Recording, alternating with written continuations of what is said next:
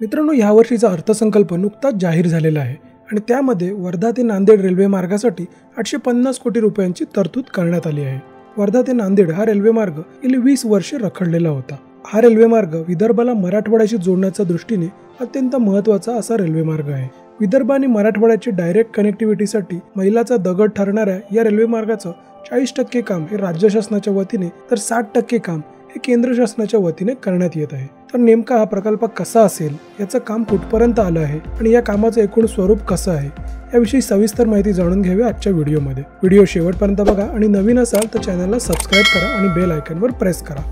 तर 2006 साली हदगावच्या भूमिकन्या केंद्रीय राज्यमंत्री सूर्यकांता पाटील यांच्या पाठबळामुळे वर्धा नांदेड रेल्वे मार्गाला त्यावेळेचे रेल्वे मंत्री लालू प्रसाद यादव यांनी मान्यता दिली होती। त्यानंतर 2023 ते 24 या वर्षीच्या अर्थसंकल्पामध्ये महाराष्ट्र राज्याच्या रेल्वे प्रकल्पासाठी आणि रेल्वेच्या इतर कामांसाठी केंद्र सरकारने एकूण 13,536 कोटींचा निधी दिलेला आहे। हा निधी महाराष्ट्राला आजवर मिळालेल्या निधीपैकी सर्वात जास्त निधी असल्याचं सांगितलं जाते। त्यामुळे महाराष्ट्रातील विदर्भ आणि मराठवाड्याला जोडणारा बहुप्रतीक्षित वर्धा नांदेड रेल्वे मार्ग बांधायला सुरुवात झाली आहे। हा महामार्ग पूर्ण झाल्यानंतर आजूबाजूच्या शहरातील शेती, छोटी गावे आणि स्थानिक लहान मोठे उद्योगधंदे मोठ्या प्रमाणात विकसित होतील। शिवाय यावर्षी अर्थसंकल्पातील बऱ्यापैकी मोठी रक्कम ही या प्रकल्पासाठी देण्यात आलेली असल्यामुळे या प्रकल्पाचे काम अत्यंत वेगवान पद्धतीने करण्यात येत आहे।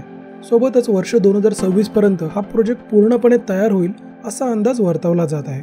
वर्धा ते नांदेड या रेल्वे मार्गाचे एकूण अंतर 284 किलोमीटर इतके आहे। एकूण रेल्वे मार्गापैकी वर्धा, देवळी, भिडी आणि कळंब येथील रेल्वे स्थानकांचे आणि 38.61 किलोमीटर लांबीच्या रुळाचे काम पूर्ण झालं असून या मार्गावर आता रेल्वे सेवा सुद्धा सुरू करण्यात आलेली आहे। सध्याच्या परिस्थितीत बेलोणा गावाजवळ या रेल्वे मार्गाचे काम सुरू आहे। या गावापासून एका मोठ्या टनेलची निर्मिती करण्यात येणार आहे। ही टनेल कार्ली या गावापासून जाईल आणि 2.5 ते 3 किलोमीटर लांबीची असेल। शिवाय या रेल्वे मार्गावर 2 ROV म्हणजेच रोड ओव्हर ब्रिज सुद्धा बांधले जाणार आहेत। यापैकी एक ROV हा तळेगाव ते परवा या गावादरम्यान बांधला जाणार असून दुसरा ROV हा भारी या गावाजवळ बांधला जाणार आहे। या रेल्वे रुळावरील तळेगाव रेल्वे स्टेशन हे यवतमाळ महामार्गाशी एका छोट्या रस्त्याने जोडले जाईल, ज्यामुळे डायरेक्ट नॅशनल हायवेवरून रेल्वे स्टेशनवर जाणे सोपे होईल। याशिवाय या रेल्वे मार्गावर काही छोटे पूल आणि अंडरपास देखील बांधले जाणार आहेत। या रेल्वे मार्गावर एकूण 26 रेल्वे स्टेशन असतील, जे मध्य रेल्वे आणि भारतीय रेल विकास निगम यांच्या सर्वेक्षणाखाली चालवण्यात येतील। या रेल्वे मार्गामुळे विदर्भ मराठवाड्याच्या आसपास राहणाऱ्या विद्यार्थ्यांसाठी, व्यापाऱ्यांसाठी तसेच रहिवाशांसाठी प्रवासाची सुलभ सुविधा निर्माण होईल।